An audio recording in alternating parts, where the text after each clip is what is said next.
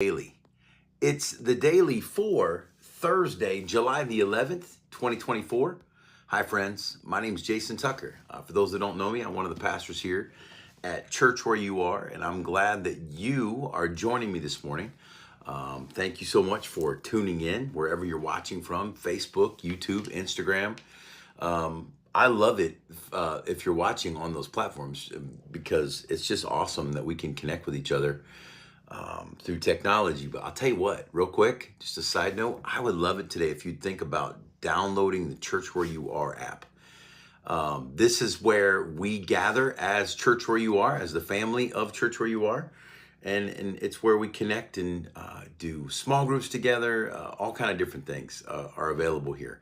Content from our weekend gatherings.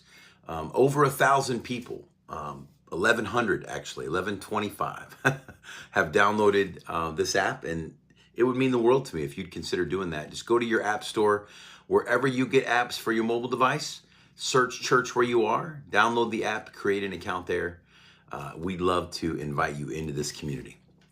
Okay, so we started a devotional on Monday in the YouVersion Bible app called Exploring Forgiveness Through Film. Exploring Forgiveness Through Film. And so each day we're looking at different aspects of forgiveness, why it's important, and how it shows up in different movies, because we started a series this past weekend called At the Movies, and we're just exploring what biblical truth we can find in modern day movies. And so today's devotional talked about kindness and gentleness, as far as just extending kindness and gentleness to people. And it used the movie The Greatest Showman. It told the story about P.T. Barnum and how he mistreated some people, but because of their willingness to show him kindness and forgiveness, as a result, by the end of the movie, it all worked out, right? This is the greatest show. Come on. But I love the scripture in the devotional today, just reading it, talking about essentially this idea that as a Christ follower, what we signed up to do as a follower of Jesus is to give people better than they deserve. I'm gonna say that again because I don't want you to miss me on this today. This is kind of like something to digest here first thing in the morning if you're watching early. As a Christ follower, we signed up. We said, hey, if I'm a follower of Jesus, then I'm all about giving people better than they deserve. And so I chose a little different passage today to show and talk about this, just because I think this one I'm going to share with you is a little more poignant in terms of what it says. But this is in 1 Peter chapter 3, verse 9, and it says this. It says, do not repay evil for or with evil. Don't repay evil with evil or insult with insult.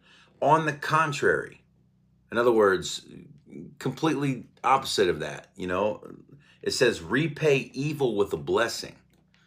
Repay evil with a blessing, because to this you were called. This is what Jesus called you to. This is what Jesus called me to.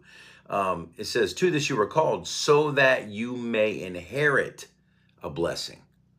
Think about that. So give people better than they deserve. If you get an insult, return a blessing. And why do you do that? Because you were called to that. That's what you and I have been called to. And in that, the reason that we were called to that is so that we could receive a blessing. That's a challenging passage. That's some challenging truth, obviously, that Peter is sharing with us there in 1 Peter. He's basically saying, be the kind of person that you're always giving the better half. You're always giving the better half. What's that mean? Well, like, let me try to give it to you in an analogy, right? If you're a bagel eater, I would assume as a bagel eater, you have one half of the bagel when you cut it in half that is the better half. It's the half that you like better. Now, maybe you're the person that likes kind of that whole like shiny glazed top part